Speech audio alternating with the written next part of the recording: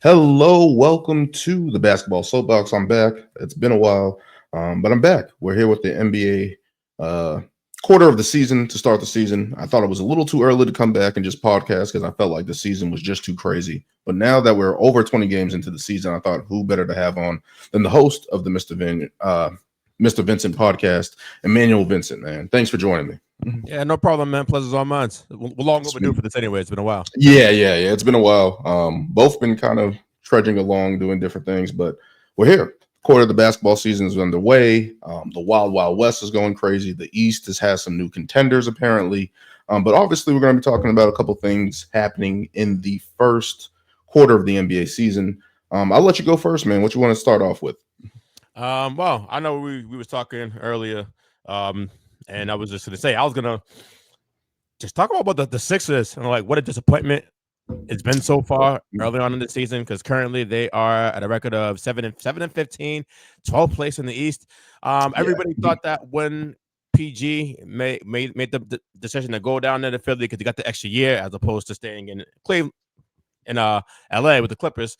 Everybody thought on paper this would make sense. Like this probably would be the team most likely to potentially dethrone the Celtics in the East.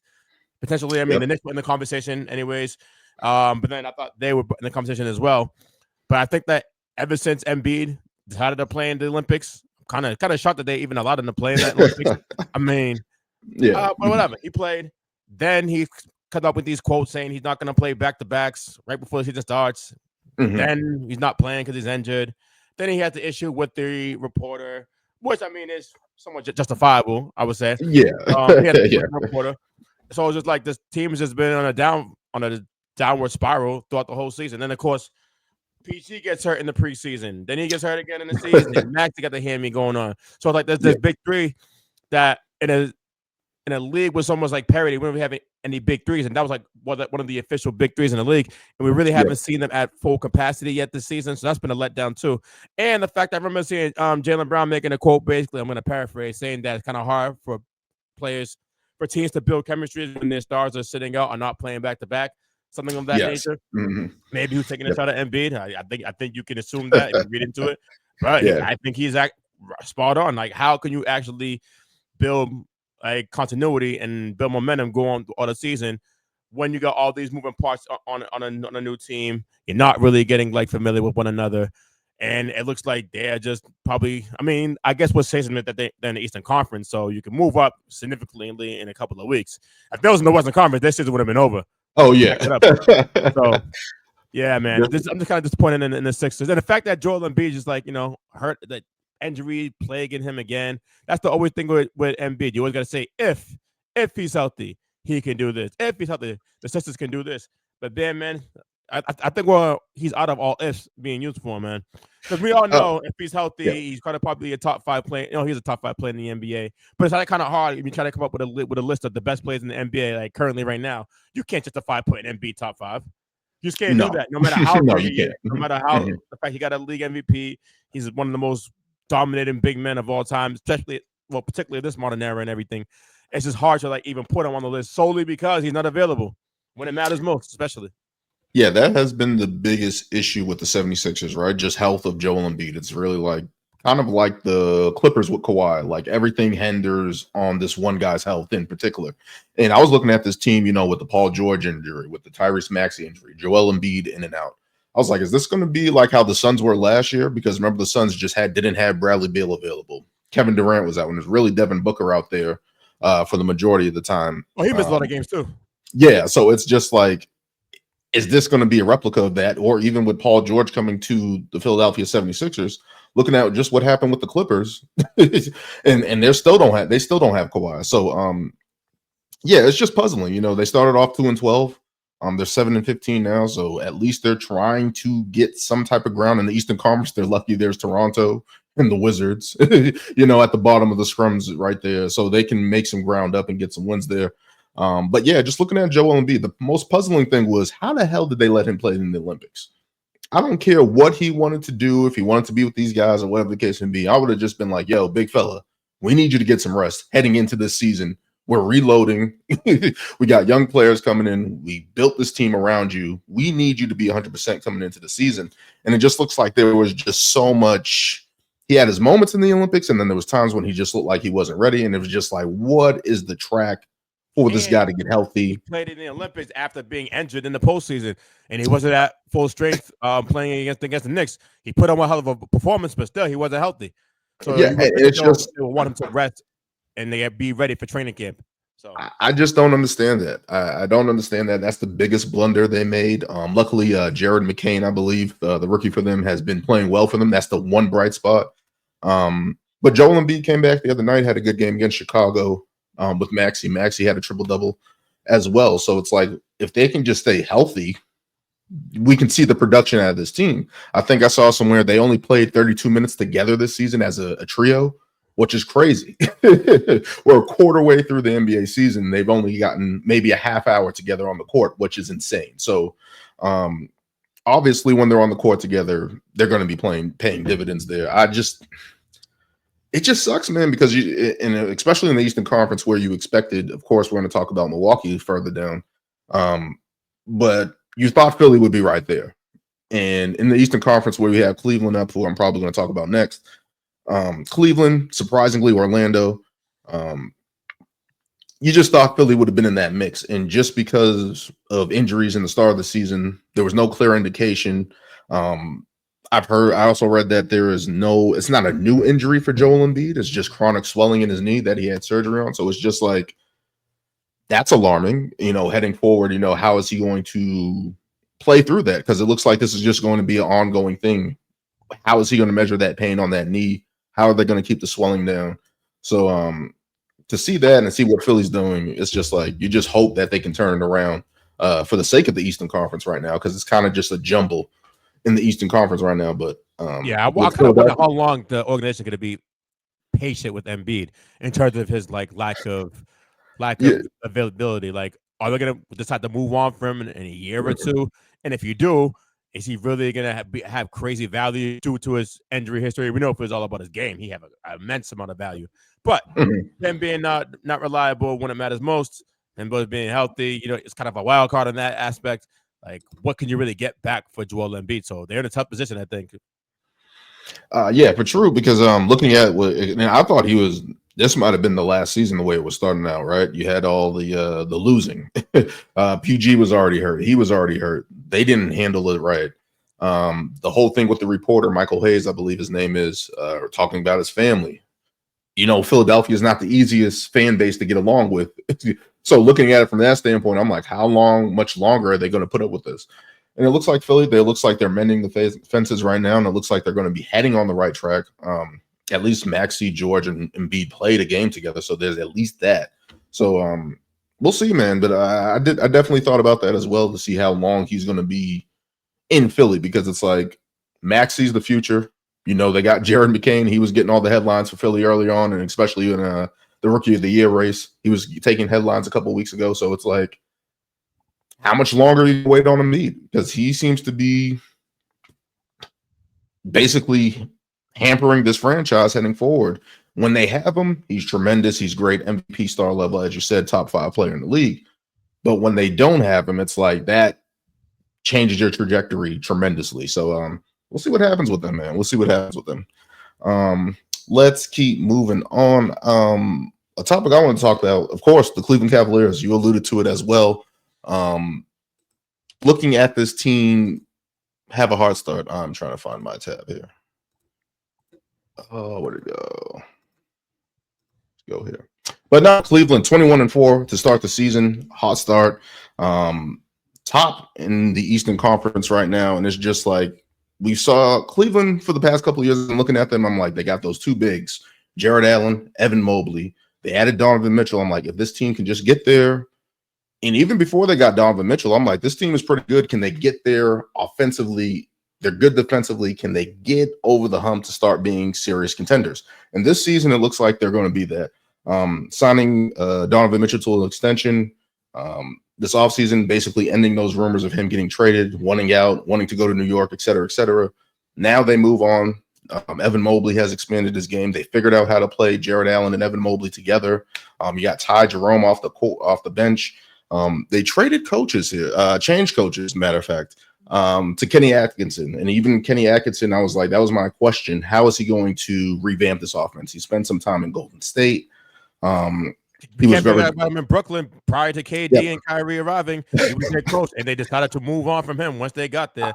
And I've never understood that. A big blunder on the Nets organization.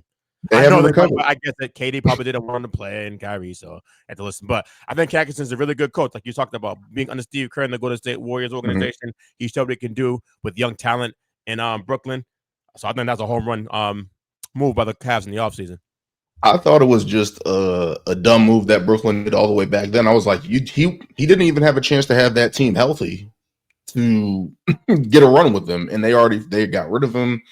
He bounced around as an assistant, and now comes to Cleveland, which I thought was a good hire. JB Bickerstaff, he went to Detroit. He's doing good things there, but I felt like there was just some type of level of their offense that needed to be raised. There needed to be another level for that offense because their defense, they're tops in the league. The past couple of years, but that offense just never seemed to get risen to a new level. Obviously, the expansion of his game, Evan Mobley, Darius Garland's playing well next to Donovan Mitchell. That wasn't the case last year. But this team is not riding Donovan Mitchell, and I think that's the one thing that I've noticed this season is like it's not all on Donovan Mitchell, where he has to make something happen to go into Darius Garland, Evan Mobley, Jared Allen, Ty Jerome, Karis LeVert. The list goes on of guys who are contributing. And I get kudos for Strauss. Yeah, so relatively a deep team. I didn't really think this much about. I didn't think that highly of them heading into the season, based on the way they're playing right now. Like I didn't think that. Wow, this team can possibly. I'm not going to go as far as that they can beat the Celtics in the 7-game series, but it can get really, really interesting. I think they can make it an interesting 6-7 games. I think personally, especially what I've seen between the first 2 games, where both teams were really at a disadvantage in the games, and they were still kind of came down to the last few minutes of both games. So that can be a very, really good series there, man. I really thought that it would only be Philly or maybe Milwaukee and New York had a chance of potentially dethroning the Celtics, but I never thought that they would enter that picture, but here they are. Yeah. Maybe it's just early in the season. Maybe we saw New Orleans be number 1 seed at one point. A couple of years ago, we saw that famous Atlanta Hawks team that won 60 games nearly a decade ago. But this Cleveland team plays defense, and the one thing that I've noticed in their offense from last year, they were an average 3-point shooting team last year. They're now top 5 percentage-wise in the league. So they're taking shots, they're knocking them down, they're getting production out of those 2 bigs, which I thought would be the biggest problem for the Celtics, having those 2 bigs up front that can defend and protect the rim, rebound at a high level, and then you add Donovan Mitchell and Darius Garland scoring. I think they can provide some issues.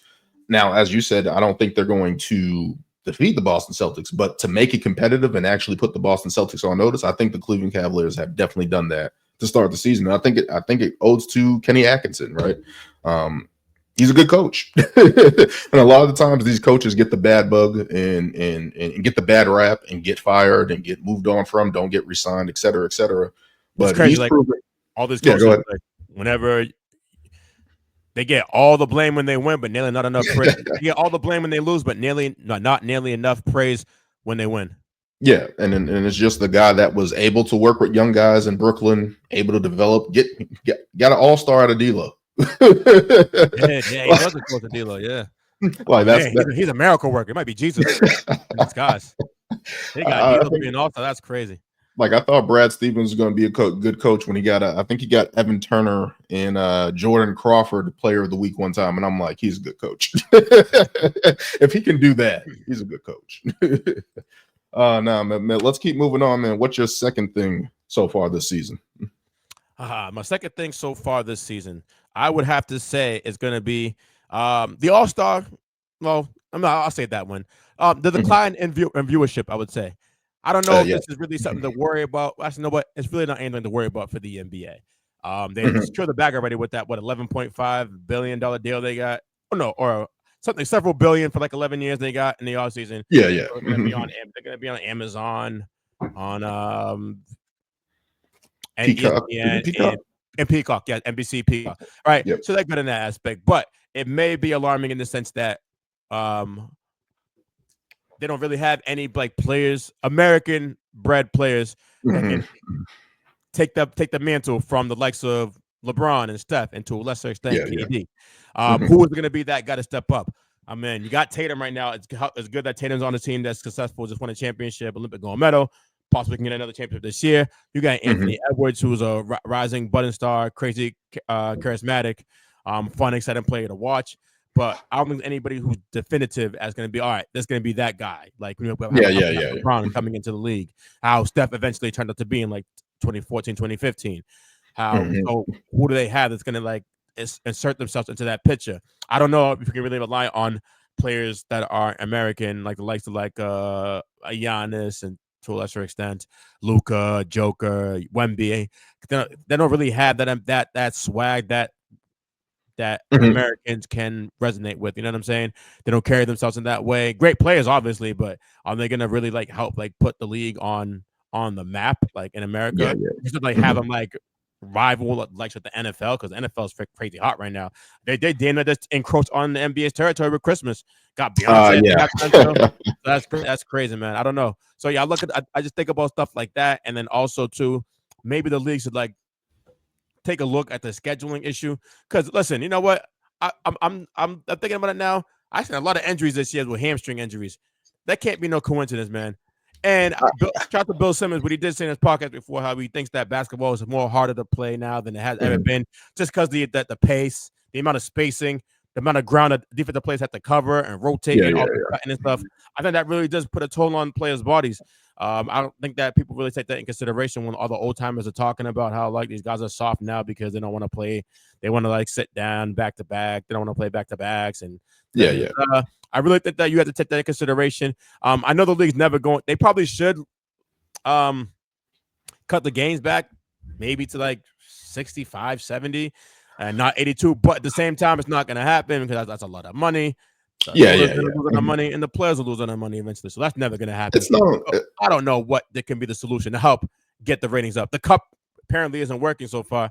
Honestly, I'm not gonna front. I still don't understand how it works. I watch the games, it's cool, but I don't get like what this. I'm not familiar with the soccer model and everything. So I just don't know. Yeah, I mean, the NBA to me, I've seen ratings are down, particularly on ESPN, where they have had a overhaul of their broadcasting and marketing and how they advertise everything, and I think that's a big hit for them. TNT is about flat on their games. With TNT, they're about even. But the decline in viewership, I'm just like, in my head, I'm just like, maybe the game is consumed differently. Like, not everybody's sitting there watching a game like us all the time, right? Like, I recently just got League Pass. I love it. I check out a game. I can watch it during the morning. I work from home. I can watch a game during the day. I can check a couple games out during the day, during the week, whatever the case may be. It sucks that I'm a Celtics fan and have to get YouTube TV to watch Celtics games because I can't use League Pass to watch the damn Celtics. But that's another discussion for another day. But overall, the whole point. So who do you have? Who did you have League Pass under? Oh, it's me. It's me, but it's just because of the location base. I can't watch the League Pass game. I have to wait a couple days in order if I want to watch a Celtics game, which is stupid. So wait, I'm saying like you get League Pass, right? Not through Comcast. No. It's just through the NBA app. Okay, got you. Yeah. But it's like dumb. It's like I have League Pass, but then I can't watch the Celtics because I live in the Northeast, which doesn't make any sense. I can get all the West Coast games I want, but the Celtics, no, I have to wait 2 to 3 days to get to watch a game. But as you were saying, with the lack of depth of NBA American players, and it's just like at the end of the day, I'm just like, I've heard people say that, and I'm like, maybe it's just the intrigue of it, and maybe that's just the marketing of the NBA. Yeah, I know they did it in the 80s, of course, with Magic and Bird, Michael Jordan, all those NBA stars. You had David Robinson, Charles Barkley, Chris Mullin. You had multiple stars in the NBA. Shaq was a big one. And now you don't have those American stars. And I'm just like, if you love the game of basketball and you like watching basketball, you can watch it SGA and OKC. I feel like there's more stars spread it out across the league where it's like that shouldn't be a factor, but it is. It is. But you're a casual fan. Yeah, let's be honest, it It's is. hard for you to watch or to like gain interest in international plays as opposed to us Yeah, who really love the game. You know what I'm saying? So, and that sucks. And then you look at what you were saying about the scheduling, and it's like they've pretty much done everything to stretch everything out so guys are getting more breaks in between. I think the Celtics just played 5 games in 7 nights the other night, and the back-to-back ended on Saturday. They don't play again until Thursday. So I understand where people are saying scheduling, but I'm like, I think the NBA in terms of scheduling has done everything they can. They've lessened yeah, back. well, they definitely have. I mean, Adam Silver, for all his faults, whatever, or criticism he gets from people, he has done a good job of trying to listen to the players and help. You know, like with the whole All-Star game, they get like a whole week off All-Star weekend as opposed to like just that Friday, just Monday, whatever. Like they get a whole week off. They try to eliminate back-to-backs to spread the season out longer than what it was prior. So he's doing his part on that. And then when you look at the style of play, everyone's saying there's too many threes. I'm going to say that to you. What do you think about that? What do people expect these NBA teams to do? It started with Phoenix, of course, when they started running and gunning in the mid 2000s, shooting all those threes. And Mike D'Antoni, yep. Yeah, Mike D'Antoni. The only issue with the Suns was that they didn't play any defense. You get a little probably a decade later with the Warriors, they have a team that shoots a lot of threes and plays defense. The Boston Celtics shoot a lot of threes and play defense. There's other teams that play a different way. The Nuggets play a different way. The Bucks play a different way. But overall, I've listened to interviews with Steve Nash. Steve Nash said, hey, I wish we would have doubled down and shot more. Like maybe not shooting enough cost us getting to a championship, getting to the finals. I've seen Damian Lillard say when he was facing those Houston Rockets of the late 2010s, he's like, we're facing Golden State, we're facing Houston Rockets. And he's like, yo, me and CJ were getting buckets. And we look up and he's like, how are we down 17? You're not going to win if you play that way. And maybe it's the lack of depth of post play and stuff like that. And I'm just like, there's no one as dominant as Shaq was. There's no one as dominant as Akeem in the post. You're not going to run your offense through a big man and put pressure on the defense that way. It's just not going to work in this NBA. Maybe Joker's the exception, but he has a different play style hub that we'll get into, I'm pretty sure. But overall, I don't want to see I was arguing with somebody. Somebody was like, Tillman for the Boston Celtics shoots. Why is he shooting threes? I'm like, well, you're not going to give him a post up. The only way that he's going to be effective is he's rebounds, defends, and has some ability to spread the floor. Otherwise, he's not going to be in the NBA. That's just what the league is right now. And I remember Roy Hibbert was the poster child for that, where he was basically played off the floor in a couple of series. I believe it was the Atlanta Hawks by Palto Antich, some guy from the Hawks from 2010. Played Roy Hibbert off the floor, and I was like, this is the death of the big man. Because if you can't stay on the floor, and especially spread the floor offensively, you're not going to be able to play in this league. We're seeing it right now with Rudy Gobert, who's struggling in times with Minnesota. He's great defensively, but at certain times, he's not going to add to your offense. He's great defensively. He's going to rebound. He's going to block shots. But if you can pull him 25 feet away from the rim, he's not as effective. And if every team is playing like this, like, hey, we can just switch the big man and have an advantage for our point guard and have a mismatch somewhere else, the three has to be involved in that. And everyone's getting mad at teams doing it. And I'm like, that's how it's supposed to be played right now. I don't understand how another way the game is supposed to be played. Everybody wants more mid-range, post-ups. And it's like, the game isn't played like that. I don't think you can play like that today's game and win. I just don't think so. That's my honest opinion on the 3-point shooting. Is there nights when it goes too high? Absolutely. The Celtics shot 60 against Memphis the other night, and everyone's killing everybody. I'm like, well, they were probably tired and probably just jacking up shots because they played a back-to-back. They played Milwaukee the night before. They're probably like, this is the best chance we got to win. Shoot the three, because it's like, we're not going to just keep driving and getting tired. Like 5 games in 7 nights is tough for any era, any team, any NBA player. That's tough. So whatever the case may be, but it's like, I don't see how there's a different way to play the game today. That's just my honest opinion. I'm like, you're not going to just all of a sudden go to mid ranges and post ups and think that's going to be as effective as a team shooting 37% from three on a nightly basis. Like I'll look at Cleveland. Look how that upped their offense this year. Like you can, I just think it's a good thing to have the three in the game. Is it too much at times? Absolutely. Of course, if teams are missing, whatever the case may be. But it's like that's how the game is played.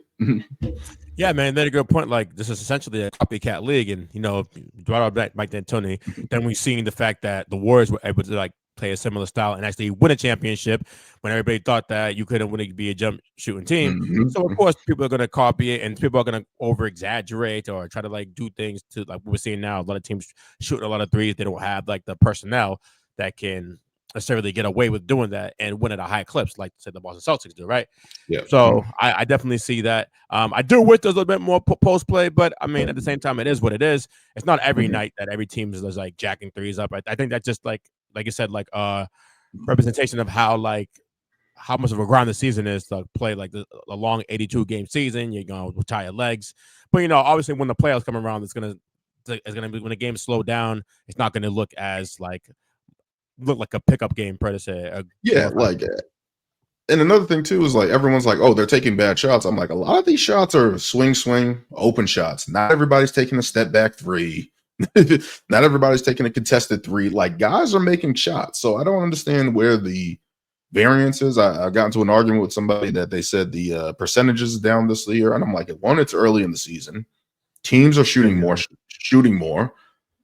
There's going to be some variance there where it doesn't look as glamorous as it did in the past. So, I don't know, man. The 3-point shot, people hate it. It's a love-hate thing. I'm like, I've embraced it as a person who has gone back and watched 80s, 90s, 2000s basketball. Like it's the evolution of the game. It's only gotten bigger. It's only gotten more space, only more shooting, more skilled guys on the floor. I'm not against it, but guys hate it. Guys hate it. Yeah. But let's keep moving on. I guess it's my second thing here. The Memphis Grizzlies. Let me pull up my tab here. Where is it? I just had it. Can't have that happen again. But the Memphis Grizzlies this year. I've been high, similar to the Cleveland Cavaliers, on this team for the past couple of years, especially because of Jaren Jackson Jr., John Moran, of course. This team is 17-8, second in the Western Conference, man. I'm just impressed with this team because they have missed John Moran at times. They missed Jaren Jackson Jr. at times. And it's like we've seen all the injuries. I remember they played the Warriors a couple years ago in 2022, where it's like, okay, if Ja doesn't break his hand, what is the course of this series? Maybe that changes the course of history. Maybe I think that was the Lakers he broke his hand against. Was it the Lakers? Yeah, it was the Lakers. I think he did it against round one. Warriors. He tried to take a charge in AD. Yeah. Not dug on AD took a charge, but yeah, that was great. Yeah, I think they probably, and I think somebody else got hurt too. Another big man got hurt or wasn't available for the series. What was it, Clark or Steven Adams got hurt? I think it was Brandon Clark and Steven Adams that were both out. Yeah, so that team was really depleted. Like they've just been hit with the injury bug throughout their postseason history. And John Moran, of course, with the suspension, and then he had the shoulder injury last year, which took him out. But this team's clicking on all cylinders, man, and has so much production and so much depth. Kind of playing like the Spurs, keeping a lot of their guys down under 30 minutes is what I'm looking at right now. Santi Aldama, Jalen Wells, Scottie Pippen Jr., Jay Huff. They just keep having these guys come out the woodwork, and it's like, who are these guys that come out and play well for them? John Moran has come back with a vengeance this season. Had a crazy tomahawk dunk against the Boston Celtics, which was crazy. Remnants of Vince Carter against the Pacers all those years ago. But I'm impressed by this team, and I've been high on them the past couple of years. And right now, looking in the West, I think it's them. I think it's OKC, and I think it's the Mavs who are picking up steam recently in the past couple of weeks. But what are your thoughts on Memphis right now? Because I think Memphis is currently third or second in the West right now. I believe they're second. Yeah. And then Mavs are third. So yeah, man, I'm excited. Like they kind of like they have that grind. It might not be the grindhouse like it used to be, but they still have that mentality. That dog in them. I love watching them play. Salute to John Morant for coming back, focus this year after everything he's been through the last couple of months or a couple of years, whatever. So that's good. That team is going to be a tough out in the Western Conference, man. As long as they can stay relatively healthy. I like what they say. I saw against Boston too. Like that was even though you're saying Boston was playing like 5 games in 7 nights, but to go in Boston and get a victory against that team, I think everybody should wear that as like a badge of honor, I would say, in today's NBA, considering how that like damn near virtually unbeatable TD Garden. Especially because Taylor Jenkins, their coach, that has been great for the past couple of years, leaving Drew Holiday open in the corner all those times. I'm just like, what the hell's going on? And then Drew wasn't hitting on consistently. I was like, damn. But maybe that's a blueprint against Boston. Take what you can. Slow down Derek White, slow down Jason Tatum, Jaylen Brown, and leave Drew Holiday to kind of, hey, if you score 50 and beat us, go ahead. But just the dynamic of Memphis, I just wanted to say Dallas and Houston are tied for third in the Western Conference right now, both at 16-8. Okay. But looking at Memphis, it's just like I just love what they're doing. The style of play with John Morant, Jaren Jackson Jr. is playing tremendously. He's knocking down his shot as well. Marcus Smart just came back, but they have guys, Jalen Wells, who got into the starting lineup, who's a rookie, second-round pick. He has been impressive and a revelation for Memphis this year as well. Scottie Pippen Jr., who was on the Lakers, Jay Huff, who was on the Lakers, sorry to bring this up to you, are playing really well for the Memphis Grizzlies, man, and really paying dividends. Like, these guys are getting real minutes, getting double-digit minutes. Zach Edey's, who's been productive as a rookie as well. So just looking at what Memphis is doing in that Western Conference, where people probably didn't think they were going to step up to this degree, to be second in the Western Conference this early in the season, kudos to the Memphis Grizzlies, man. I love what they're doing. Yeah, I think it'll be a tough off for anybody in the Western Conference. With their style of play, like when the game slows down and games called way more, they let the players play and be a little bit more physical. You can get away with more, so there'll be a tough out if they keep this up. There'll be a tough out for anybody in the postseason. Absolutely. All right, man. Who's your what's your third thing in the Western Conference? I'm noticing right now about Nikola Jokic's early MVP campaign. Now, I don't think that he is doing this necessarily. I think that he's doing it out because he feels like it's a necessity to this. Team who is definitely underwhelming at best, but yet he's playing out of his mind. And it looks like if he's able to keep this up, that he can possibly win his fourth league MVP. Was me coming into the season, I'm like, yeah, you know what? No way in hell he's going to win MVP. I had either Shea or Luka. I was going to go with Shea because I think that that the Thunder would have a better record, and I thought Shea should have got it last year. So I'm like, there's no way Joker could win it again. But man, if he plays like this and they actually finish in the top 5, hell, maybe even 6, because they won a lot. He won it before as a 6th seed. I'm against that, but whatever. If he win it, if he could possibly win it again. The fact that he's doing like what he's doing, like having to score. Joker's more of like getting a feel for the game, getting everybody involved, scoring when he needs to, or picking his spots. But now he's just going out to the mentality of having the offensive mentality to go out and score and put the team in his back. I do think that shows just how great he is. And I do think it's a negative reflection on the Nuggets organization. The failure to appreciate Nikola Jokic as being a top 15, 20 player of all time in his prime, and you're not trying to capitalize on that window, but trying to be cheap and go the route of trying to build through the draft, play the young guys more, letting the likes of KCP walk away, and then in the previous offseason, Bruce Brown, Jeff Green. So I do think that they are like at fault for this right now. Well, how the Nuggets have looked so far, but Nikola Jokic is playing out of his mind. I'm just looking at. I think we're seeing somebody in real time. Easily the best player of the 2020s so far. Not even close. He's putting his stamp on it with 3 MVPs, potentially 4 MVPs, a Finals MVP, an NBA championship. And one of those Western Conference MVPs, if you want to count that. Yeah, if you want to just add that to it. But he's been killing in just the last week. He's gotten 48 and 56 back-to-back games. So over the last 5 games, he's averaging 39.4 points per game, 13.8 rebounds, and 8.8 assists. Like, what? And he does it because and there's times when he doesn't want to score, right? Like, we've all seen this. He's averaging 32 points this year. Like, he's putting the team on his back, and we've seen this, especially when Jamal Murray was out and Michael Porter Jr. was out. Those couple seasons ago when he was a 6th seed and won the MVP. He was doing this stuff. He was doing that. Yeah. He was having these nights where he had this type of production. But now it seems like he's upped it because he knows his team needs it. Jamal Murray, even though he's getting usually around his point total, nearly I think he's at 17 points per game. underwhelming this season. Just doesn't look right. Doesn't look himself. Michael Porter Jr. is averaging nearly 20, but just inconsistent a little bit and not really there. And I'm disappointed in him the most because I'm like, this is the part where you should be taking Jamal Murray shots, and especially with the loss of KCP and other guys like that, it's like, yo, you should be trying to get as many points as you need. We've seen Russell Westbrook. He's had some good nights, had some great nights, had some bad nights. But he's been productive for them, but it's just not enough around. Not enough shooting. Around Yoka. Yeah, and it's just, and it's sad because it's like even Aaron Gordon has been out for a while, has come back, but it's just like the Denver Nuggets are in a weird space, right? Because they paid Michael Porter Jr., they paid Jamal Murray, they paid Aaron Gordon, and it's like they're spending money, but the rest of the roster is suffering right now, right? They got Russell Westbrook on the minimum, and it's like, okay, that's cool, whatever. But it's like the rest of those guys where you lost a Jeff Green, you lost a Bruce Brown the past couple seasons. You recently just lost KCP to Orlando. It's like, okay, you're losing staples of your team that were productive and knew what to do.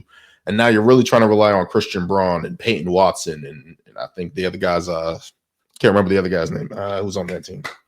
But you're relying on guys that I can't even remember. Like I'm watching night to night and it's like, it's getting slim. Yeah. I think the other night where they lost to the Wizards, I think the next guy had 11 for them. Let me check. Yeah, that was a bad loss. Even though with Murray and Gordon in play, it's like you got to beat the Wizards, man. Julian Strawweather, like this is who guys you're relying on. You know what I mean? So it's definitely like I don't want to say they're failing him, but technically they are because technically they are spending money, but the depth of the roster isn't there. They're not building around Joker. And I think even Mike Malone said he was pissed that they didn't keep KCP. He was like, yo, like we're missing that guy. There's tension between him and the front office. Absolutely. And this is where another thing too, it's like, yo, if they have a tough season, or I know he has some leeway with that championship, but now are they going to start looking at him to move on from him? And it's like, that's what these teams usually do. And I don't think that's the case. We saw that with Mike Budenholzer. We've seen that with Nick Nurse. We've seen teams move on from these coaches when it starts getting a little rough, that they move on from these coaches. And it's just like, I hope that's not the case because Mike Malone is solidified in Denver for that championship run, being a coach there all those years. And it's like, they'll be stupid to do that. So usually they get rid of the coaches when the team is not working. And it's like, I don't think that's the case here. That should happen. But yeah, Joker's just another level. You can put him on at any time and watch his highlights, and it's just like, how is he doing this? To put up this production and the volume he's doing it at that we're not used to.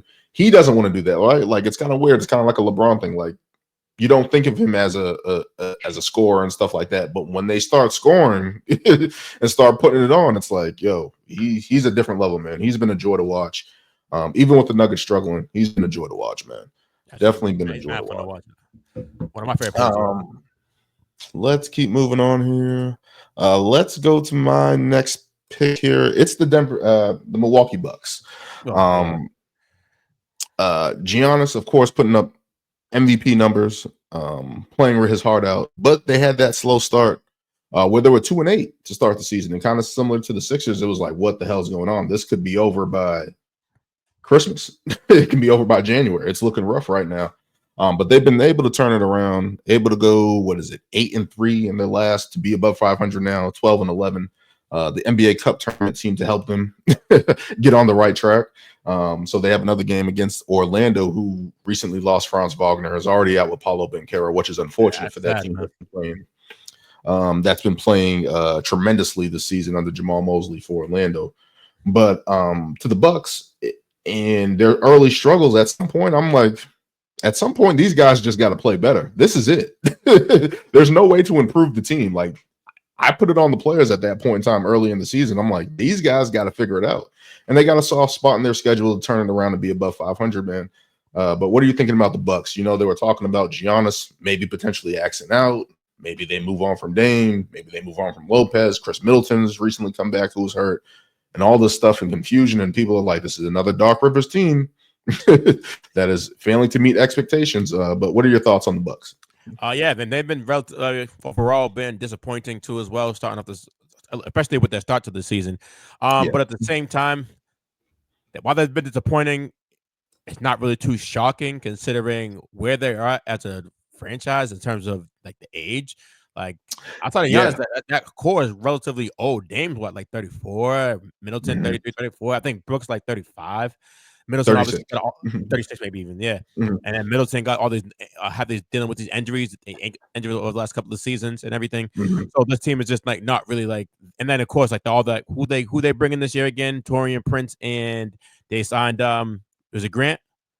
Gary Trent Jr. Sorry, Gary Trent Jr. and Torian Prince. So that's what Mhm. you did when you're trying to like when you got Giannis on your team, you have championship aspiration. That's the best you can do.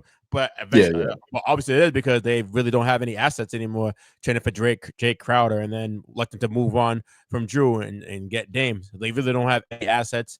And I think that they're in a tough spot, man. And I'm not gonna kill Doc too much just because of that roster per se. Mhm. And the fact that Middleton wasn't available. But even with Middleton being back now, I mean, going up against like a Boston, like you can't really ask him to defend JT or JB in a best of 7 series. Like he's gonna this version of Chris Middleton is gonna get cooked. Not because he's up there in age now and the ankles problems he has just to have that lateral quick as they used to. So it's gonna be that's a really bad matchup.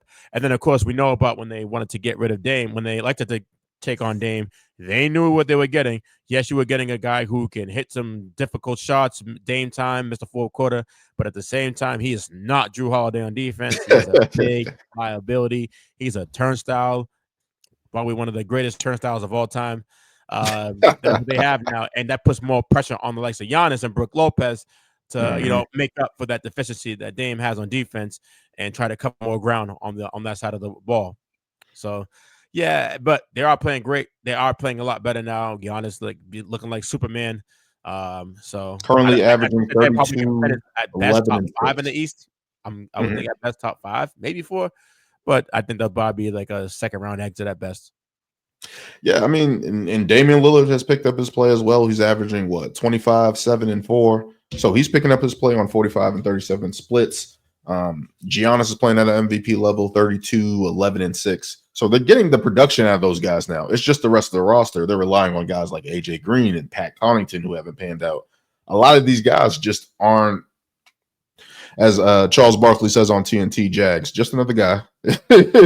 Just another guy. And it's just unfortunate. It's kind of similar to what Joker's going through in Denver, where it's like, yo, you have these star players, they're spending the money, but then the rest of the roster is not up to snuff to compete on a night-to-night basis against these teams with more depth and more versatility. So it's definitely that's where I was just like, yo, it's got to be the Bucks. It's got to be Giannis. It's got to be Dame. They just have to play better and give out all-out effort. And if it's not enough, then you got to live with that. But right now, it's just like they were struggling. They were complaining to the media.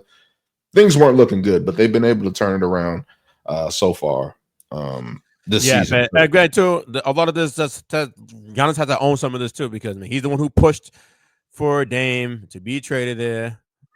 They get Dame. Drew gets released from Portland, ends up in Boston. Now the Boston look like virtually unbeatable. So you kind of a blunder right there. I think if they can go back, I think that they should have probably tried to upgrade at Middleton's position. But I don't know like what type of value Middleton would have at that point of his career. Unlike Dame, unlike Drew, who had value. So I don't know, but I think they should have probably tried to upgrade that spot as opposed to getting rid of Drew, just because of what he means so much on defense and seeing how bad they are on that at that initial point of the team right now. And then of course he didn't want Nick Nurse. He wanted Adrian Griffin. Griffin was like 32 and 10 or something like that, 33 and 10 when he got fired. We all know Giannis has something to do with that. There's no way they would fire him if Giannis wanted Adrian Griffin there. So they don't do that. Now they bring in Doc. He's kind of giving the LeBron vibes of like, trying to have all this power over ownership, power over an organization, holding the team hostage. I can see him electing to be traded if he doesn't want to. If he doesn't see any improvements going on in the organization, but at the same time, they have like try to do everything. So how the hell are they gonna improve? I don't know. Never. Maybe they can, but I don't see it happen in the foreseeable future. I just can't see it. That's the thing with the Bucks, and I'm just like, yo, like they've tried to do everything to help Giannis and do everything he said. They got a new coach. They fired a coach on his behalf. They brought in Dame. They got rid of Drew, who was a staple of the championship team. And it's just like, yo, they're doing all the things you're saying, and you're not bringing anybody. You brought your brother on multiple times for the team. It's like there's all these things that are adding up, kind of like a LeBron situation where it's like they're giving you everything they want right now. Fortunately, unlike when LeBron was in Cleveland, the first stint, they didn't win a championship. They didn't get close enough after the first finals appearance. You got a championship. You're getting everything you want. They've maximized what you've asked for. They got Damian Lillard. They paid the cost. Now you have to step up. That's where I was kind of saying, yo, it's kind of got to be on Giannis to propel this team up to the next level. Like, yo, it's on you now. It's you and Dame. This is what you asked for. You kind of got to take it on. But no, they're playing better. They're getting better. We'll see what happens with the developments of their bench, because I think that's the main concern, and seeing who can step up. Doc Rivers doesn't usually like playing the young guys, but he is playing a guy, AJ Green and stuff like that. So we'll see what they can do heading up. He's playing because he has no choice. I mean, pretty much. Pretty much, because Doc Rivers is a stickler ever since Boston. He doesn't like playing them young guys. He does not. He did play Avery Bradley and stuff like that, but he does not play. He's kind of like a Tibbs. He doesn't like playing those young guys to come in. And now these guys are kind of changing because they have to. It's based on survival, right? But let's keep moving on. What's your next point of the season? I mean, I guess we could talk about my Lakers. Just the Los Angeles Lakers, JJ Redick experiment. I see a lot of people making memes showing like the records, like through 22 games, identical to Darvin Ham's tenure last season through those 22 games and everything. Here's my thing. Doesn't matter who the coach is. You can upgrade at the coach position. You got the same roster. What the hell you think is going to change? Nothing. Basically everything's the same. You kept D'Lo. You kept Reeves. Kept Rui. You added Dalton Connect, who's a good pickup considering where we got him at in the draft. I think we made it for last season when we could have gotten Cam Whitmore and Podemski, and we got Jalen Shafino. Now, so yeah. Now we got Dalton Connect. I'm not mad at that. Happy. Good player. But at the same time, the two of the biggest problems for the Lakers still exist right now. Not enough three-point shooting, and the perimeter defense is atrocious. LeBron James, at this point of his career, just not good on defense. About to be 40 in a couple of weeks. That's okay. The fact that he's even putting up like 25, whatever he's averaging, is amazing in the year 22. But not a good defender. Dalton Connect, not a good defender. Austin Reeves, not a good defender. D'Lo, not a good defender. Like, what the hell? In today's NBA, like, what the hell do you think is gonna happen if you can't shoot threes and you can't play perimeter defense? What the hell do you think is gonna happen? It's gonna look like the Lakers are looking right now, and they are a LeBron injury, AD injury away from being like the bottom barrel of the league. If those guys miss significant time, because last year I think they both missed like no more than 15 games. I think that was an admiration. I think AD played 70 games last season, which is crazy. Yep. So I don't know if you're gonna like rely on AD to do that again, or LeBron to do that. He's played 23 so far. I'm saying, like, the guy LeBron's up there in age now, so I don't know what you can like realistically rely on. This team they don't have any assets. This goes back to the Russ trade, which is a stupid trade, not because Russ is bad, but he doesn't fit with the way LeBron James plays, and it was a bad trade, and they gave up a lot of assets there. And now we are where we are with the Lakers, but they're still on TV, still one of the popular franchises in all North American sports. LeBron James still the most popular player in the NBA, so they make headlines for all the wrong reasons because they're not winning. Yeah, and it sucks because it's JJ Redick's there, and he's trying to do some things. You see what some things that he's doing with the offense, trying to get the ball out of LeBron's hands all the time, and putting Dalton Connect to get those threes that he used to run with the Clippers in Orlando and various points of his career. And I wouldn't put it on him, as you said. It's just you brought back literally the same roster. What did you expect to change? Why do you expect the record to be different? AD is going to power you to some wins. LeBron's going to power you to some wins. LeBron's 40 in a couple weeks. He's 40 in a couple weeks. What do you expect for the Lakers to do? What do you expect this team to do with the current roster construction? It's the same team, and I don't understand why they have moved away from what worked in the bubble.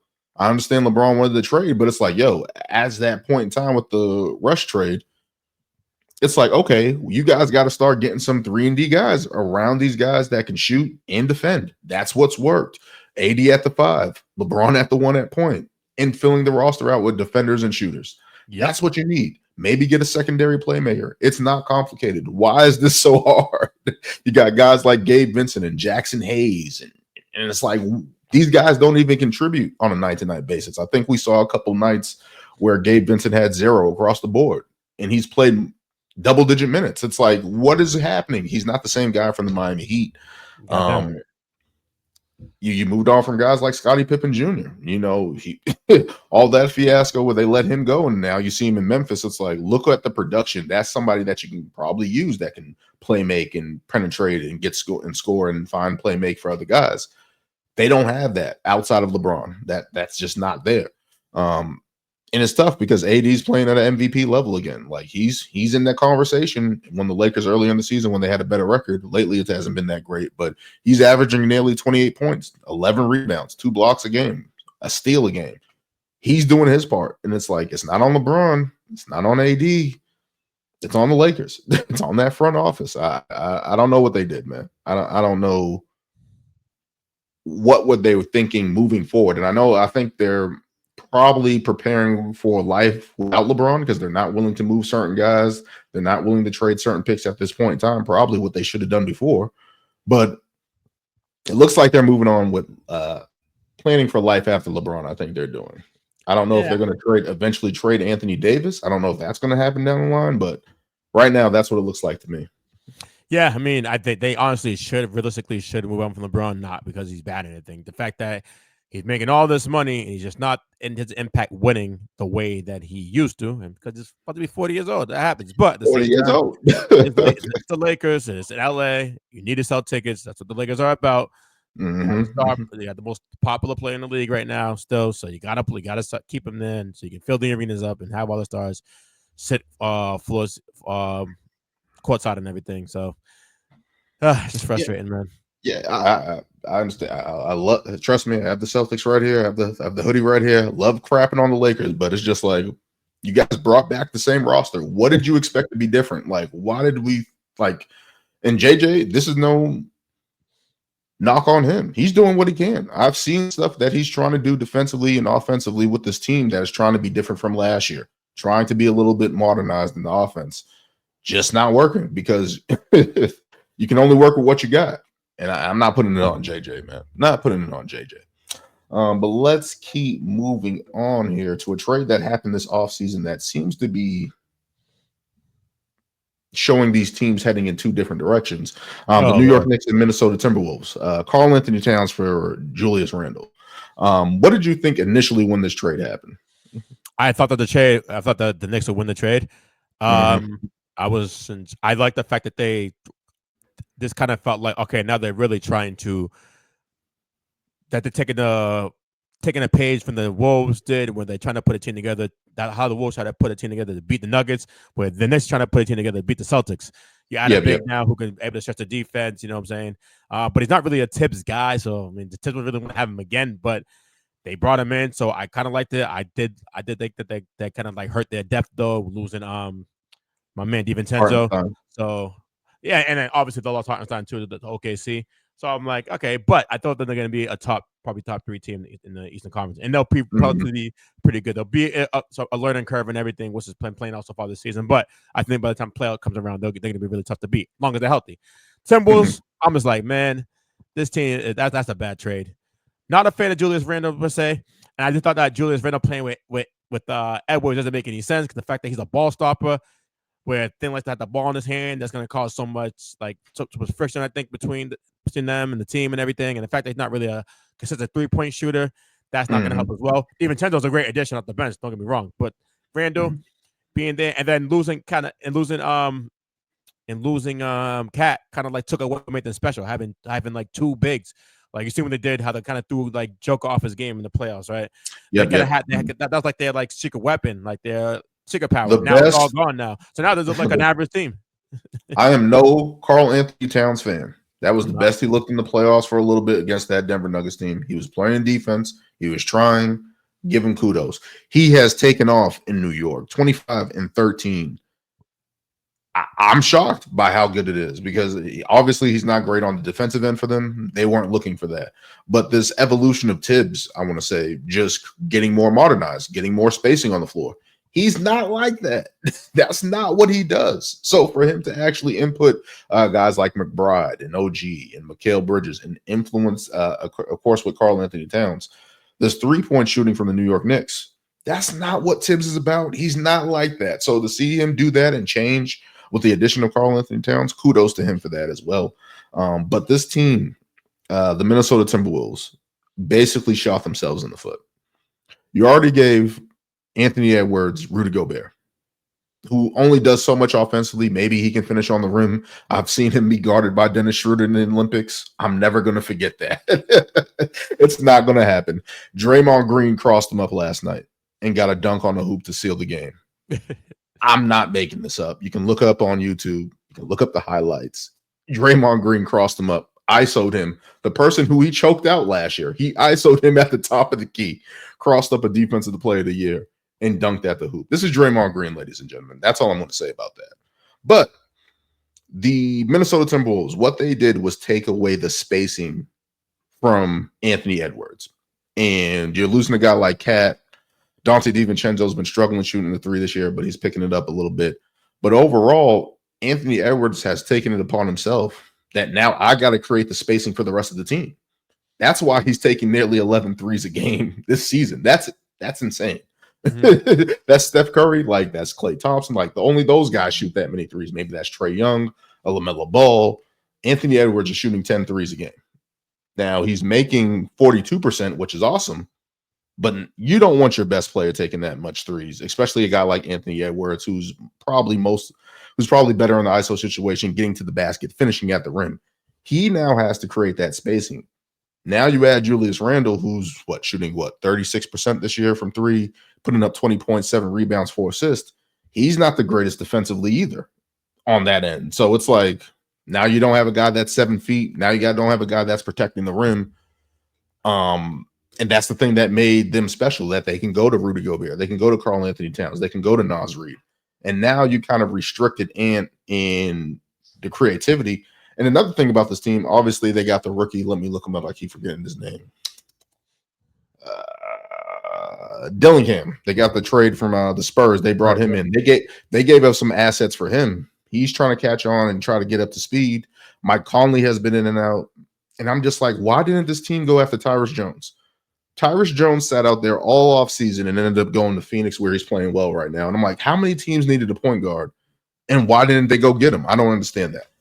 So that's another standpoint where he has to now create Anthony Edwards has to create the spacing, the playmaking for this team. And it's like, I just don't see it. He's already rubbing. He's saying we're a bunch of kids here. He's saying stuff in the media. Things are not well in Minnesota, despite having a 12-11 record. The Knicks are only 14-9, but it looks vastly different on both ends for the point of this trade. Like, it looks vastly different on both ends. And I'm just like, Minnesota, man, they were so close. Building this team up, doing things the right way, and they panicked and made a trade that I don't think they should have made. But I think too, part of the reasoning for making that trade was to try to avoid the second apron. It's going to come down the line. I think that's probably the main reason why. But damn, man, it's just like this team was like in the Western Conference Finals last year. I think they're like several steps back. I don't know. Like I can see them being one and done in the postseason. I can see that right now. The way they're playing, I can see that happening. And another thing too, you see how the Western Conference is. It's like it's Memphis. We talked about it. OKC. It's Houston and Dallas. Really, Golden State's in the 5th position. You guys couldn't be a top seed in the West right now if you had Karl Anthony Towns. And look at what he's doing with the New York Knicks, who are not playing great defense. You guys were tops in the league on defense last year. I understand they're trying to avoid the second apron, but it's like. And maybe they're even talking about not even bringing back Julius Randle, but it's like, what do you do once that gap is gone? What do you do once you don't have a Karl Anthony Towns? Once you even lose Julius Randle to free agency or a trade or whatever the case may be, who are you getting back for him? Exactly. Like, I just don't understand that. Obviously, they want to get out of the money situation, but it's like you guys can't even be in a position to add anybody to help you guys after that. So I understand it. The second apron, Ferris, it really has hindered a lot of teams around the league from making moves, and maybe that's what the NBA wanted to do. Maybe stop having so much traffic around the league and guys moving like that. But it's like you guys really shot yourselves in the foot on this one. Really shot yourselves in the foot. Absolutely. But let's keep moving on here. Rapid questions. Let's get some rapid questions going on here. Who is your favorite team to watch this season? It's probably OKC, man. Mm, I'm really high on them. I love the fact that they. I thought they had the best offseason of any team. Got Caruso and the trade of Caruso for Giddey, mhm. and then also Big signed trade. Hartenstein. I thought that was great, and I think they're on fire right now. Even though they lose, even though they lost Chet for like 8 weeks, I think, like Yeah, 8 weeks. yeah. They're Mhm. still on top of the West right now. SGA is looking like a legit MVP candidate. Pick up where he left off. This is the way they play. They all play together. They're dogs on defense, and they just get it done on Oh, that's it. offense and Lou everything. Dort. Every time Brandon Ingram sees Lou Dort, he thinks about quitting, man. Yeah, like Those obviously, guys get after it. might be the deepest team in the league. You can make an argument. They're up there, probably top three, They got probably top Isaiah three. Joe off the bench. They got Jalen Williams. That's Yeah, it. I think the only concern with them is his youth. Did they learn enough? Did they learn enough last year? In that series against Dallas, close. Even though one says that game 6 came down to the wire, really close. But they did lose. But I think that they are on the right track right now, and I think that I thought coming into the season they'll give me the number 1 seed in the Oh yeah. Western Conference, and that they're gonna do that. And I did pick them in Boston and beat me in the finals too. Whereas I don't think that I would get the edge to Boston solely because of experience. But it could be I really thought Dallas was going to be a number 1 seed just because of the additions they made.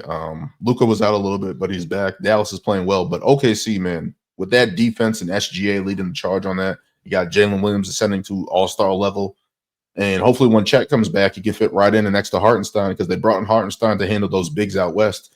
So definitely OKC is fun to watch, man, on a nightly basis. My favorite team, this is going to shock people. I love watching the Celtics, of course, the home team. I like seeing Houston. I like seeing Memphis. I like seeing Dallas. But my favorite team to watch this season, the Charlotte Hornets. The Charlotte Hornets. Not a bad choice, man. They're fun to watch.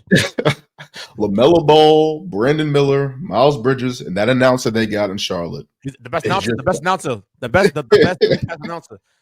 He just makes everything. I don't know his name. I gotta know his name because he's been. Yeah. I've been liking him. I liked him like past several seasons. Like, yo, he's lit. Yeah, like he brings, and I think, and I don't understand why the NBA hasn't put him on national broadcasting. Like, that's what the biggest thing to me about the NBA is the voices that are calling the game. I think that's the biggest thing right now that's hurting them. The voices when you listen to a game is just not there. Kevin Harlan still there. Mike Breen is there for ESPN, but it's like the other voices around these guys just aren't there. Get that guy from Charlotte. Hold on. Who is this guy? Sean Parker is his name. I hope that's his name. I hope that's right. But yeah, he's been great. Like, I just love watching the Hornets play. They just play up and down. Charles Lee, the assistant for the Boston Celtics last year, is now the head coach. So having a little sentimental value with the Hornets there because he's a good coach and stuff like that. Grant Williams recently went down, which tremendously hurt them. LaMelo Ball is going to be out for a little bit, so that sucks. But they've been my favorite team so far to watch this season. It's a fun team. Watch. Yep. Favorite player to watch this season? Oh, that's tough. I would say Nikola Jokic. I know we talked about him earlier, but like I said, what he's had to do right now and the burden he's actually carry on a nightly basis, and he still is playing at such an efficient rate, and IQs is off the charts. Man, I think he's my favorite player to watch in the NBA so far this season, man. I don't want to say Nikola Jokic either because you just said him, so I got to go with another guy. Ooh, that's tough. It's tough because Ja Morant's not dunking anymore, even though he had that one dunk. But he's been kind of playing it cool this season. I'm going to go with another guy. I'm staying in Charlotte, going with LaMelo Ball. Him just being able to do whatever he wants and just jack up a lot of threes. I think he's taking like 13 a game. He's just entertaining, man. It doesn't make any sense. It's just like you're seeing a young team grow. He's probably one of the youngest. He's one of the youngest players in the league. Was a part of that draft class with was it Jameis Wiseman and Ant-Man. And Ant-Man. So he's kind of forgotten because Charlotte has been a dumpster fire the past couple of years. But it's like if this team gets healthy, maybe they can do something kind of similar to the Pistons in that play-in spot. Maybe we can see him on national TV. Even though Charlotte has been there a couple of times in the play-in since the play-in has come in, it's like LaMelo Ball is just fun to play. It's free. I don't have to worry about anything. There's no stakes on it. I'm just like, what is he going to do tonight? and he just jacks up threes, take these weird floaters. It's entertaining. It's fun to watch. So I'm going with LaMelo Ball. Most surprising team to start the season. Most surprising team to start the season. That could be either good or bad, right? So let me just preface this. This is surprising, and then the next question is disappointing. So, well, surprising. We gotta go with the Houston Rockets right now. I would say that. I would never think they would be this high up in the Western Conference, like a month and a half, whatever, into the season. But kudos to I think Ime is putting to rest anybody who doubts just how good of a coach he is, because what they're doing right now is crazy. Like there should be no doubts. There should be no doubts. Wait, Paul, we have all-star caliber players, but no legit, no all-NBA performer yet, no all-star yet. You got a lot of hungry, talented, young players who mirror his grind, and they're putting out there every night. I would go with them. That's surprising, man. Yeah, I would have said Orlando. They recently just lost Franz Wagner. They've been playing tremendously under Jamal Mosley, but I was going to say Ime and the Rockets. You took my answer, so I'll go with the Orlando Magic, man. After they lost Paulo 5 games into the season, the ability, they started 0-4, and then the ability to turn it around, what's their record? To turn it around and be as good as they've been. They're going to take a hit, obviously, because their record is, where is it? Orlando 17-9. Obviously, I think they're third in the Eastern Conference, so just behind Boston. So just looking at what they've been able to do without Paulo Banchero, and then Franz Wagner stepped up his play, and people were questioning him coming into the season. One, getting the max. Is he going to find his shot coming into the season? To see him take that next leap was awesome to see, and see him out. He's playing. Anthony Black is playing well for them too, the young guy that they got from, I believe, Michigan last year in the draft. Yeah, and Jalen Suggs, people were asking why he got paid, and it's like, no, this is why he got paid. Orlando saw something with him, and he's playing tremendously. So I've got to go with the Orlando Magic, man. They're playing well on the East Coast, man. And for Orlando, I was a Shaq fan when I was young, had the Reeboks and stuff like that. So Orlando holds a place in my heart. I always keep an eye on them to see them be as productive. Hopefully, Franz Wagner and Paulo can come back. Hopefully soon. I think it's going to be maybe a month or two before both those guys are back. So yeah, that sucks. That's a big blow to that, man. Because it's going to be tough to stay above 500, even in the Eastern Conference. It's going to be tough. But let's keep moving on here. Most disappointing team to start the season. I guess. Well, I mean, I don't want to talk about Philly and all them. Philly would be an easy choice. I'm gonna go throw the Pelicans out there.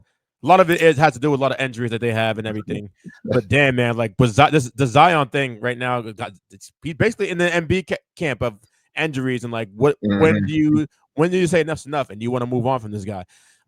Clearly, he doesn't really take care. He doesn't keep himself in tip-top condition in the offseason so that he's ready by the start of the season. But instead, it seems like he elects to try to get himself in shape during the season. And I think that's just too much for his body to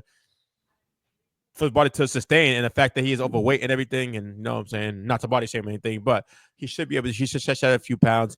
And this is where we're at right now. And of course, like everybody was injured. They had several like hero rotating players injured at one point during the season. CJ McCollum, Brandon Ingram, Javonte Murray, Zion, Herb Jones, Jordan Hawk, like everybody's been hurt for them. They're 3 years removed from being like my favorite league pass team to watch, and now they're just like, what was it? 2 seasons ago they were a 1 seed, killing at the top. That was when they had Lonzo there. It's just this team's fun to watch and everything, and then they move on from Lonzo. Then they might be the most cursed franchise. We talk about, and then of course last season in the playing game where Zion went off and had like 40 against the Lakers, and then ended up with a hamstring injury. I'm like, oh, come on, here we go. They might be the most. I know all of it's not his fault, but at the same time, it's just so disappointing. And I think if you're a fan of the Pelicans, or you have some investment in the team, you got like, all right, when is enough enough? When are we going to try to move on from this guy? He's definitely not panning out as we thought. I think it's time. Being a number 1 seed. And I know they don't want to give up on him. He's a number 1 pick. They paid him all this money. They invested a lot in him. I think it's just time. Like, it's not working. Nothing's working with this team. I feel like they just need to overhaul at this point with Brandon Ingram, CJ McCollum. Try to keep Herb Jones and Hawkins and stuff like that. But it's like, you guys, they got to be one of the most cursed teams I've ever seen. Ever since the Anthony Davis days, Eric Gordon was hurt, Julius Randle was hurt, Lonzo Ball was hurt. So this is like a decade on of them just being hurt, injured. Literally, we don't know what trajectory this team is on besides everyone's getting hurt. Like even guys that are on the bench are getting hurt. It's like something's going on in that city. I don't know if somebody put some voodoo on down there, of course, in New Orleans and stuff like that.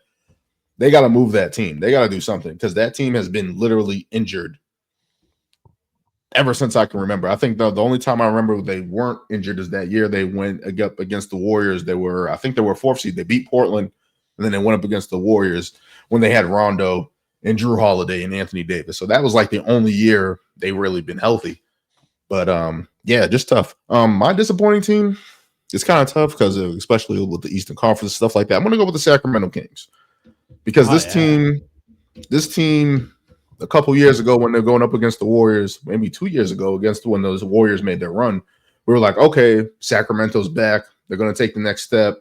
And it's kind of like they just kind of been going a little bit backwards. They added DeMar DeRozan. It's like this team has talented players, De'Aaron Fox, Domantas Sabonis, Keegan Murray, guys like that. You add DeMar DeRozan, you figure this team is going to be a staple, especially with all these other teams like Denver, the Clippers, Golden State. These teams have problems of their own on their own roster and trying to make headway in the Western Conference. And Sacramento just continues to not take the next step. I don't know what it is. I don't know what it is. I thought the DeMar DeRozan thing would have been good in the clutch, like late game situations when they need the basket. But defensively, it's like this team has never been a good defensive team in this era with Mike Brown. And it's like, I don't know how they get better. I don't see a pathway for them to make headway, especially with all these other teams like Houston, Memphis, Dallas.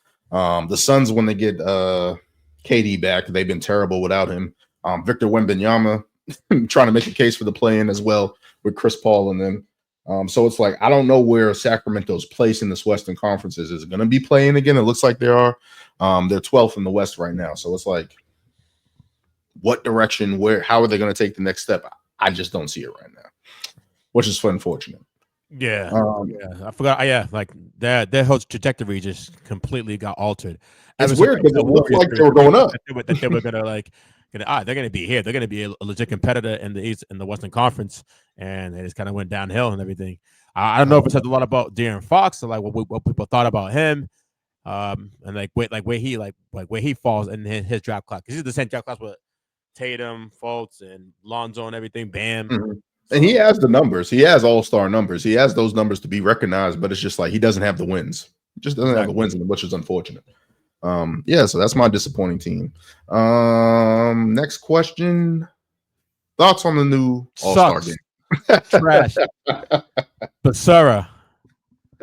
I don't understand what the hell they were doing. I don't I feel like it's like Adam Silver is always like initial thoughts about how to improve something. Yeah, let's make a tournament. Dog, you don't get tournaments in the All-Star game. Like, that got me really pissed off. Like, now I'm not going to say, I'm not going to watch it because you know what? If I'm home, well, luckily that's my girlfriend's weekend. So maybe I won't have to watch it. But if I am going to watch it, but if I'm going to be some reason near TV that night, I'll probably just check it out a little bit and get myself mad because like, yo, like what is going on here?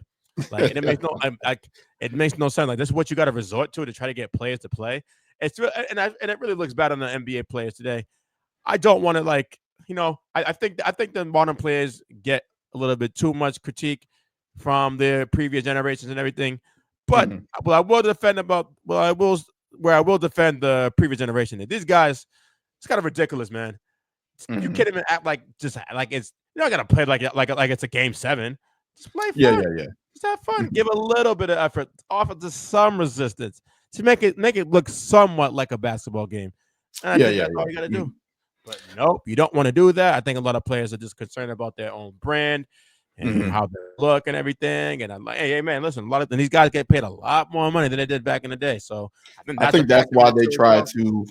I think that's why they tried to implement the rising stars and stuff like that to get younger guys in, maybe get these older guys, maybe get these established stars to play. But it's like the same thing's going to happen. The same things. They're going to get a lackadaisical defense, going to get a bunch of threes. It's the All-Star game. It's like people don't want to get hurt. They just want to get to a break. Now they get a week off. It's like, yo, I'm not trying to hustle out. But at the same time, who's ever really gotten hurt in an All-Star game outside of Kobe? With that Kobe who got hit by D-Wade in the face? and broke his nose. I think so. Yeah, that's what. Yeah, that was Yeah, Kobe. It was Kobe. Yeah. Well, outside of But it's that, ju- like I haven't had him get hurt in an All-Star game. yeah, they got to It's figure not like out. it's a Pro Bowl. Well, all right, he can't hit people, so we gotta play flag football and everything. Yeah, Do I you don't have the understand why they exact did that. format up by any chance? Like, what does it look like again? I was like, you know what?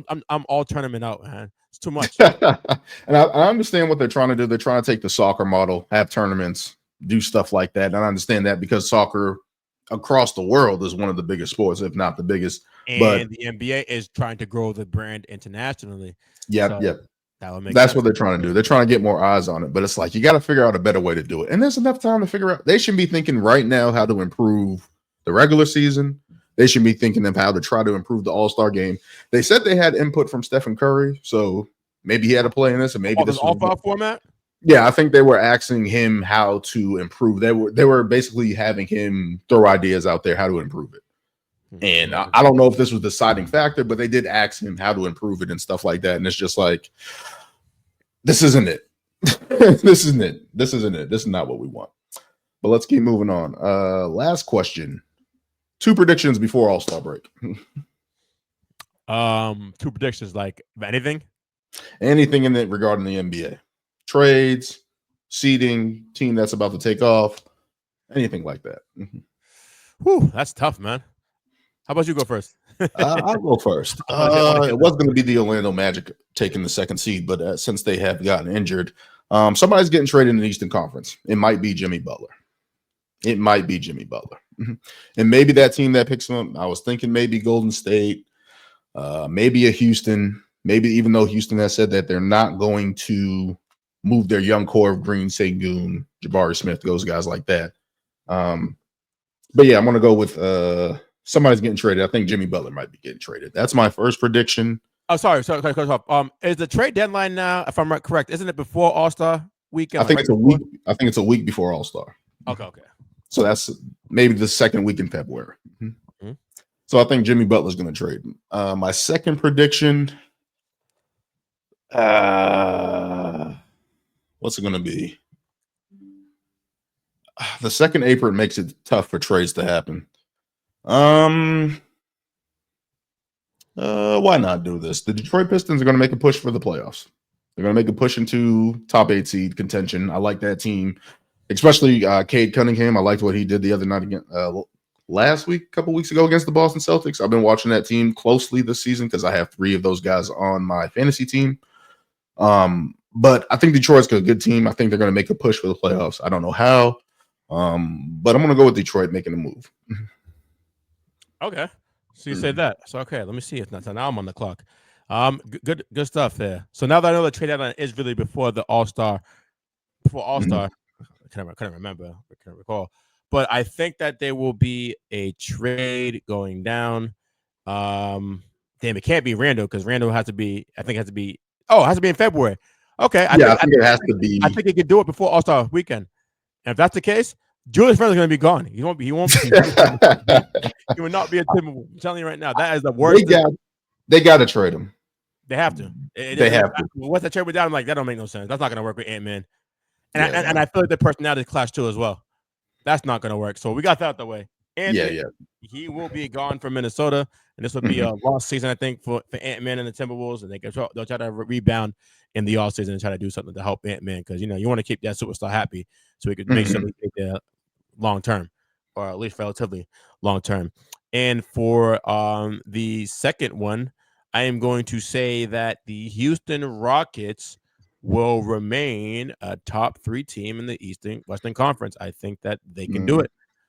I think Ime got them laser focused and everything, and the guys are hungry and they want to they want to play for themselves, but also play for their coach. And yeah, they got all the tools, I think, to be the top 3 team in the Western Conference prior to the All-Star break, which is crazy. I never would have thought that. They're 3rd in defense and 13 on offense, which is surprising for me. I didn't think they would be that. But Amir Thompson, Tamir Eason, those guys are getting out there on the defensive end. You still got Dylan Brooks, who's the instigator. Fred VanVleet is giving them steady play. I love Houston, man. I love what Ime's doing down there, man. Can't talk enough about Houston Rockets. But and I don't know how much respect. Well, I'm sure he has plenty of respect for players in the league. Does Ime? I'm just gonna assume that I haven't really heard anything. But Yeah. if that's the case, I couldn't imagine any like top players once their contracts up, possibly willing to go live down in Houston. There's no income tax, great weather all year round. Why not? Got a great coach, got a great culture that Ime is building down there. Why wouldn't you want to be a part of that? But at the same time, I felt like Ime is kind of like a Pat Riley in a sense where like he has only like a certain type of player that he want in his environment. So you gotta fit that mold. I'm saying it now. In the next couple of years, Anthony Davis to the Rockets. Just go to you. You don't have to worry about guys defending around you.